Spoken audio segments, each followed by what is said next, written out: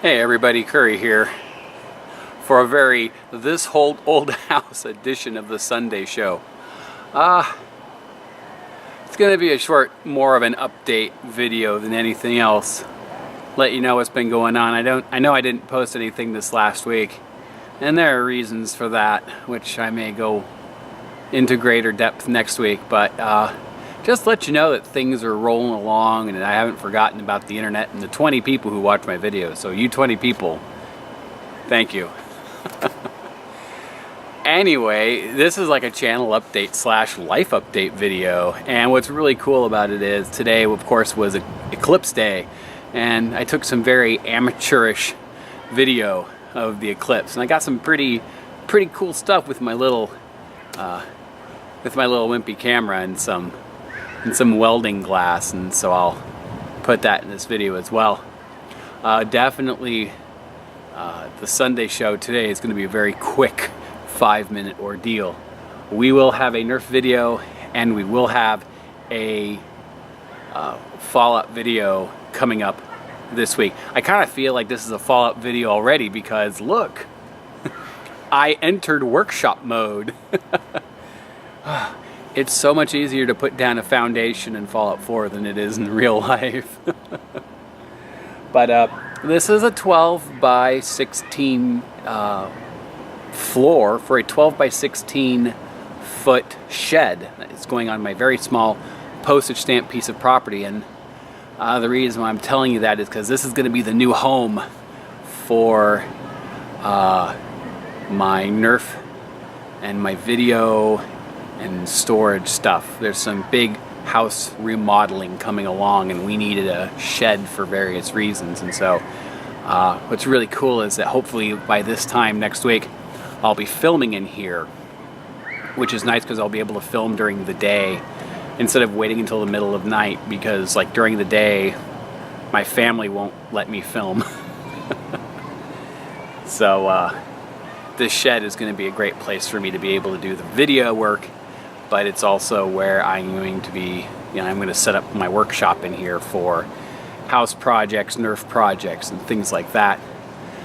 So very much looking forward to the inaugural video. It might actually be next Sunday. I really do.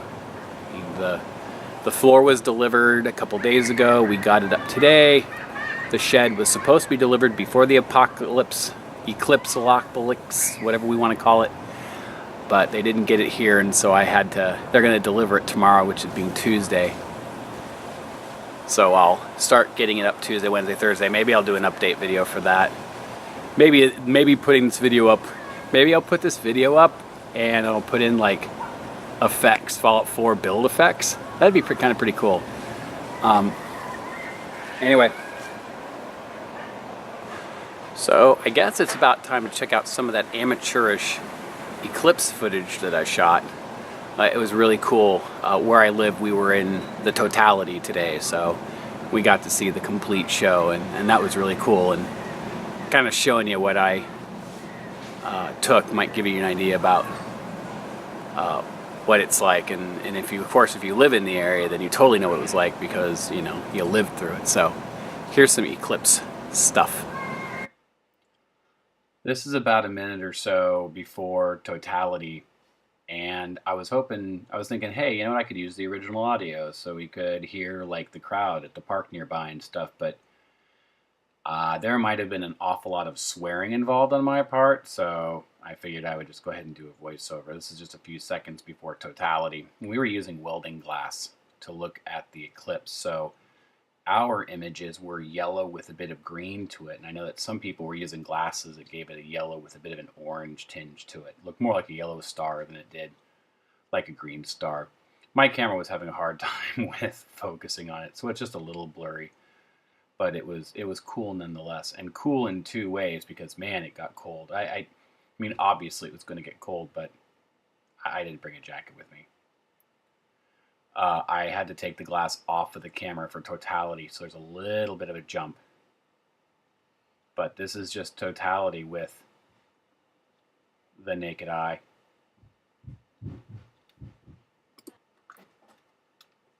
When we looked around, we noticed that really not too much had changed. Our dog was a little bit more anxious. Some of the crickets came out near the end.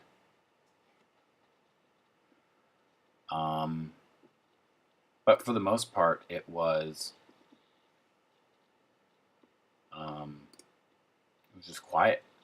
Quiet. I mean, there was cheering coming from the park, but there was just an awful lot of quiet. We were all taking in the moment. It was really cool. And it was the shortest minute and a half. I mean, you can already start to see, I guess they call it the diamond ring, poke its way out the other side. There was enough darkness so that we could see Venus, but probably just too much ambient light pollution for us to see any other stars.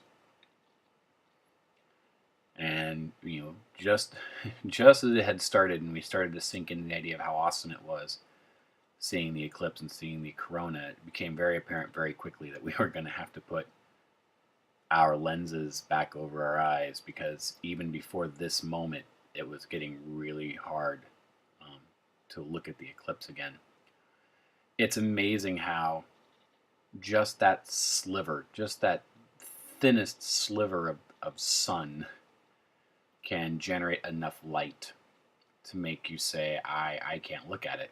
I mean, it's still dark-ish around everywhere, and it's still cold, and you know that something is going on, but it's just too bright. I mean, that is like a single percentage of the sun raining down, and it's already at, I have to put my glasses back on over my eyes, or glass. We were using the welding glass. It was I think it's like 5 inches by 5 inches, and the local welding supply, they just ordered a big old stock of them, and we're selling them for like $5, and it's like, well, dang, there you go. And I've got my first piece of welding kit, so if I ever decide I want to learn how to weld, I'm all set. What's really interesting about the eclipse is it was such a small, 80 seconds, 90 seconds. But it was, like really powerful and overwhelming. It's just like, I can understand why, people travel the globe. I can understand why people go to the various eclipses, and then that's like a part of their social life, and their financial expenditure is to, track down and participate in these eclipse parties. It's a moment. It's a really impressive moment. It reminds you about a lot of things. We're very small creatures on a very small ball of rock, hurtling at an incredible speed in a circle around a giant fission reactor that produces so much light and energy that even if 95% of it's blocked out by another relatively large chunk of rock, it still produces enough light that you can't look at it. Imagine what we could do if we, honestly worked to try and harness even a remote fraction of a percentage of the energy that our local star, gives off. It's interesting, unless you're focusing on it, you kind of forget how fast these things move in the sky, right? Or how fast our planet rotates. Where I live, 45th parallel, the Earth is rotating at approximately like 700 miles an hour. So we're seeing a rotational race between the moon's orbit around the Earth versus the Earth's orbit itself. And it doesn't take long to get an understanding of just, like how speedy the sun is, or how speedy our orbit is. I saw an article today where the 6 astronauts on the ISS they actually saw the shadow, what's it called, the umbra? That's a good word, umbra. They actually saw the shadow, so they weren't looking at the eclipse. They were looking at the big inky black spot hurtling across the heart of America from coast to coast. And now all of a sudden I have an interest in seeing, like, can I make my way somewhere into Texas in 2024? Can I make my way somewhere along that swath of America? Would I want to? I don't know. It's in April, so I suspect I would want to be further south. Because, I mean, the path moves its way through Maine, but I don't know. Is Maine nice in April?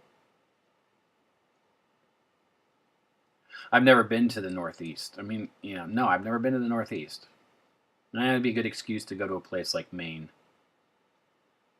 Check the Northeast off my box and also get in another eclipse. I think it's worth it. I think if you're going to be looking at events that are worth like the time and money, an eclipse wouldn't be a half bad way. You can't control it. You can predict it. You know where it is, but you can't control it. You just can't like snap your fingers and magically summon an eclipse. So if you were going to be looking at, being a tourist for things that are, on the rare side, this wouldn't be a half bad way to go about it.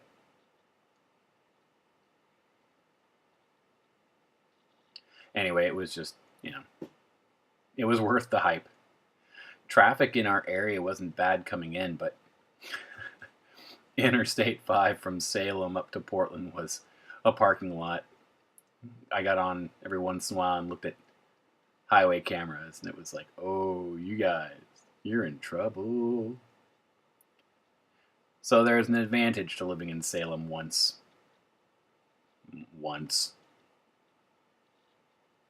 I guess. And it was fun. It was kind of funny also how cool it stayed. It took a while for like the full sun to be out before I started feeling like things were normal again. Anyway, this is a slightly hazy, slightly out of focus look at what we got to do today. Again, I can't express just how awesome it was. Totally worth the hype.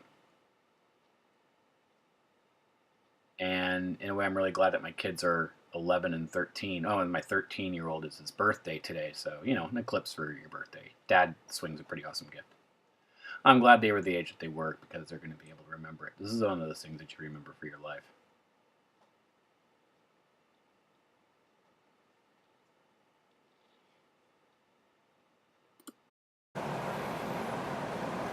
So I hope you don't mind a short, abbreviated Sunday show for today. I was just too exhausted to go through the whole rigmarole of a complete episode with everything that you see behind me. But we'll get some, like I said, we'll have the usual schedule this week.